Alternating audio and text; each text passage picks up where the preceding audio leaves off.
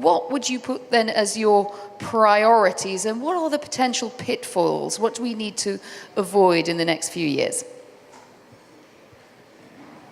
Good afternoon.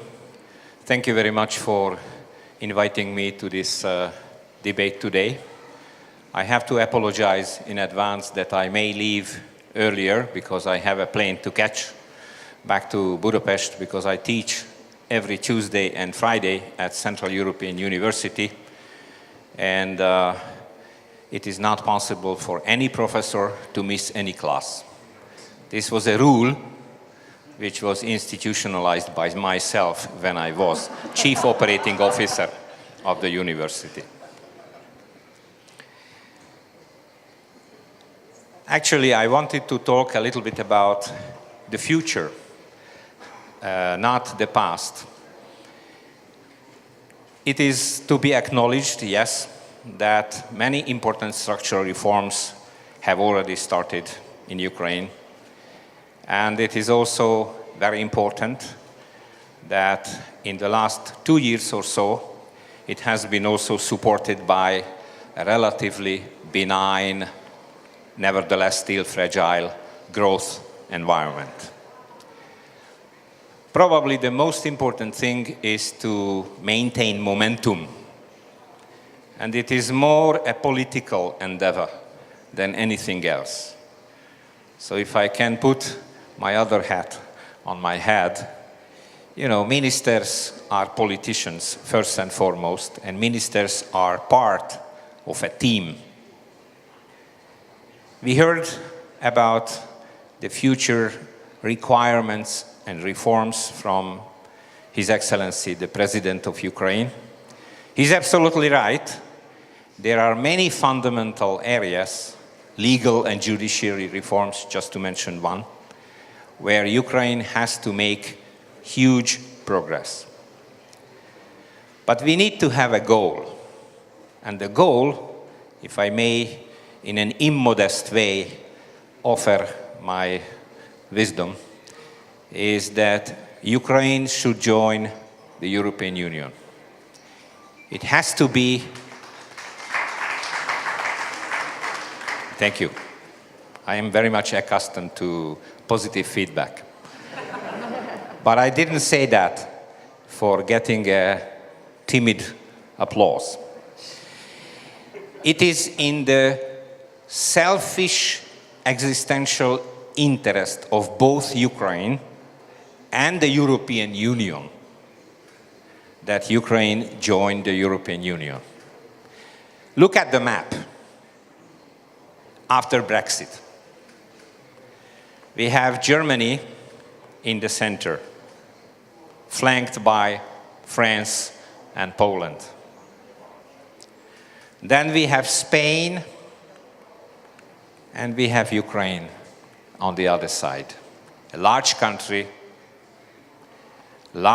with huge potential, which can give tremendous amount of stability, growth, and prosperity for the whole European project.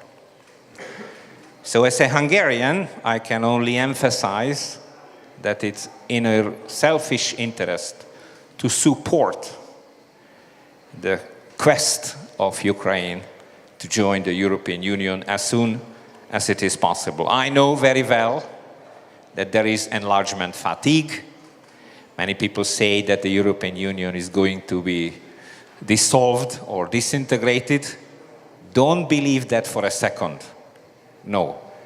There are problems, there are tasks, there are many important issues and reforms for the European Union to implement, but that is not a reason for Ukraine to shy away from this long-term project, which is an endeavor of joining the Western civilization.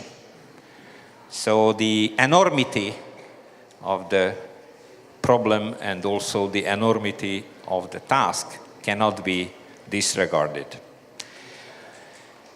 It is very difficult to compare Hungary to Ukraine because Hungary is a very small country, and fortunately, at least in the last 27 years, we never experienced war and outside aggression. But it is easy to compare Ukraine to Serbia and Croatia, by the way, where I have had the pleasure to work a lot when I was working for the World Bank for 8 years. War is not only a tragedy in itself by destroying lives and assets and property, but it's also a danger because it can distort the social fabric of a nation. War and emergency situations are helping oligarchic structures, not democracy. In name of pulling together the nation, certain strongmen can use and abuse the situation for their own purposes. So one of the most important political challenges facing Ukraine is to be on track to enhance further liberal democracy. We see that also in the European Union. There are certain member states, including my own country, where illiberal tendencies may come back even without war. How difficult it is to fight that challenge when you are in an emergency situation. Rule of law would be very important. We haven't heard anything about the rule of law so far. I would say that is one of the most important challenges for Ukraine, and it's not a political reform only. When the rule of law is threatened, then there is no further support and protection of private property. Private property is the backbone of a healthy market economy. If the state does not protect private property on the basis of the rule of law, you will not have any meaningful, developing capitalist market economy. So it is absolutely clear, again, I refer to what President Poroshenko said, legal and judiciary reform, which is one small, tiny element of what I call rule of law and structural reforms. Very briefly, just to mention a few other things, increasing and improving competitiveness in each and every sector. I join you by praising the National Bank of Ukraine and others for trying to implement very important reforms in the financial area in banking and capital markets. But banking and capital market is there to serve the real economy. So ultimately, we need someone who does the dirty job. In that area, still there are many reforms to be done. Not only privatization, but the support for genuine small and medium-sized businesses and support for foreign direct and portfolio investment. Last but not least, we need a continuation of a prudent, stable, predictable macroeconomic policy, even strengthening of that on the fiscal side. I don't have time to enter into nitty-gritty of fiscal issues, but the fiscal stance here in Ukraine is still very fragile. And budget reform is always closely connected with so-called spending side reforms, which go well beyond finance, like public administration, like education, like healthcare and pension.